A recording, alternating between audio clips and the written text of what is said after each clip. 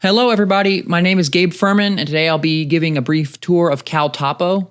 CalTopo is a free web tool that you can use to build and customize maps, and it has a lot of features that are helpful for OPORDs and military-related things. I'm showing the town of Crocker, which here at eBullock we used in our first OPORD. For those of you in my bullet class, this will be a familiar town for you to kind of look at the terrain and capabilities CalTopo provides. So this is the main panel. The other panel is the print panel.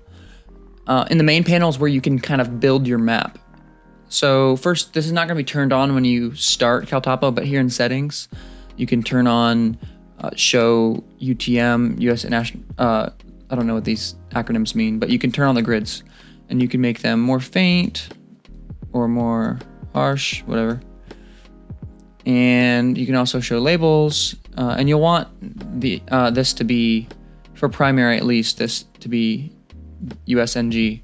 This is the same as military grid. It's like slightly off, but unless you are making like a guided missile system, it's close enough. While you're navigating CalTopo, the grid that your mouse is on is here, unless you change that in the settings. And you can see the grids that are around the side, the grid numbers. Let's first dive into some of these tools that you can do. So the line, the two things I use this for are phase lines. So I'll make this black. And let's say we were doing a phase line here. And then, yeah, so you call that phase, you could type in the label here, although when you type the label in here, it appears centered. And so it's like not that good for, like, I usually do it in PowerPoint because that looks bad and you're gonna have to move units around here, and usually you want the phase line names on the edge where they're not crowding the rest of your document. So you could just go in here and you could say don't, like, hide labels, for instance. That's one way to do that. Show labels, none. Another thing that you can use the line for is for outlining AOs. So if you hold shift, it's freehand. So you can like attempt to follow like a river or something. And that's kind of cool. So if I want to, that's something you can do with it. Or if you, so you have straight, freehand, and then the other thing you can do is follow roads. And so it highlights these little road segments and it will automatically like make the line follow the road. So, and if you just click on the roads periodically, it like thinks to track the road. So it's a little bit tedious, but it's not as tedious as doing the same thing in PowerPoint. And you can kind of play around with that to get it to your liking. That's not great. I've gotten it better, but you get the idea. And there's your AO, whatever. If you wanted to trace this whole, I know in OPORD 1, I think most people had this road as their AO.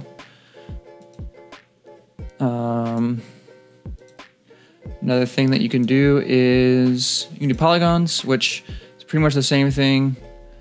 The only difference being it, like when you end it, it closes it for you. So you could say, like, I did use this for the OPORD to say like objective, whatever, different things like that.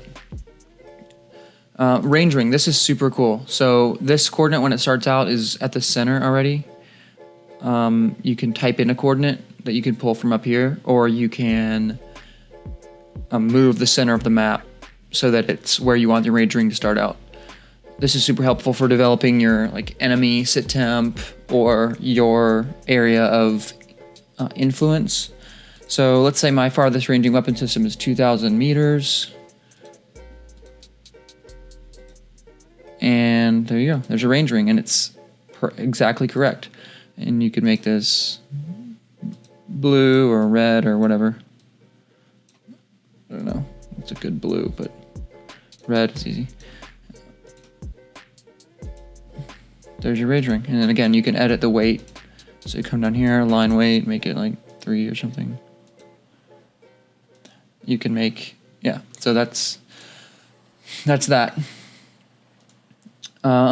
Sectors. So again, it's going to assume the center of the map, and then you say, you pick your bearing. So I don't know, 0 to 35 degrees. This is just like compass degrees, and then range 0 to 2,000 meters. Color red. So this is like could be like an enemy sector of fire, and bam. If that circle's gone, just looks like that. There's a couple other things you can do, but that's, oh, and the other thing is a view shed. So I'm gonna change this to something with contour lines. So like that. A view shed shows if I'm here at this point, what all can I see? So let's put it in a valley and say you're 10 meters above the ground, which would be like 33 feet. Maybe 8 meters, that's like a top of a truck or something.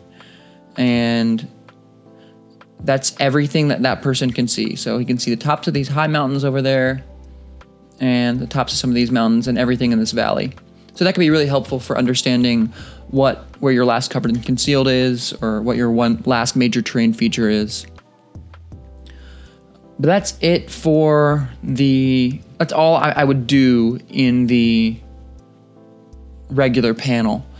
I'm going to mess with this stuff in the print panel, because if you change stuff in here, it doesn't last. It goes away in the print panel. So hit Control P, and that opens into the print panel. And you still have all the stuff that you made, and this red square is what you would print. So you can adjust the size. You can make it portrait or landscape. If you want the scale to be like 1 to 2,500, if you were to print it out and navigate with it, you can. Oh, you can just say not fixed, and it will let you drag it. So, and then you're also going to want to say, so make sure this box is checked for grid lines. And if it's a small map, I would definitely check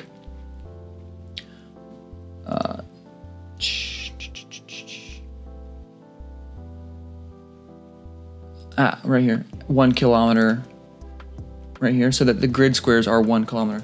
If it's a really big map, just leave it on auto, and it's going to make it like let's say you're zoomed out and you're going to go all the way up here from AP Killer, wherever that is.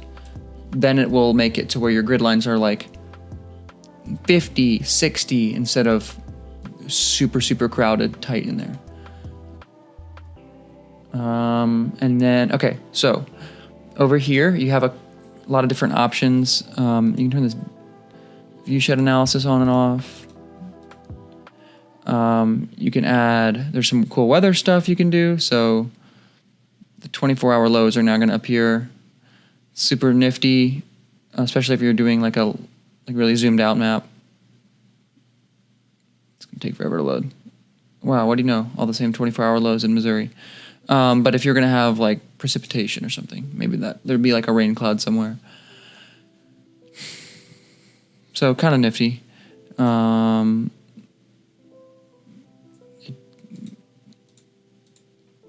But what I really would use is this. So I'm going to pull this out of the way so that you can see better.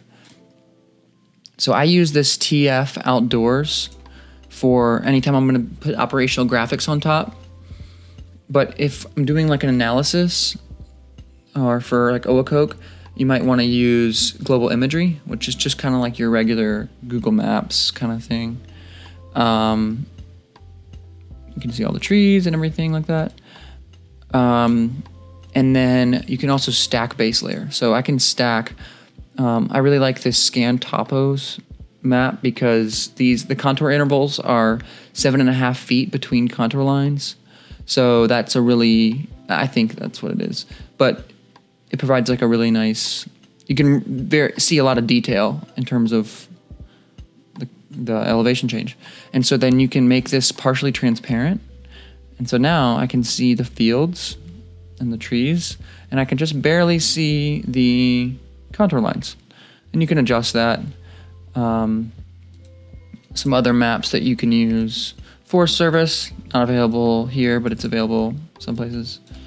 But pretty much the only three I use are Global Imagery, Topos, and TF Outdoors. There's some other ones, and you can play with it.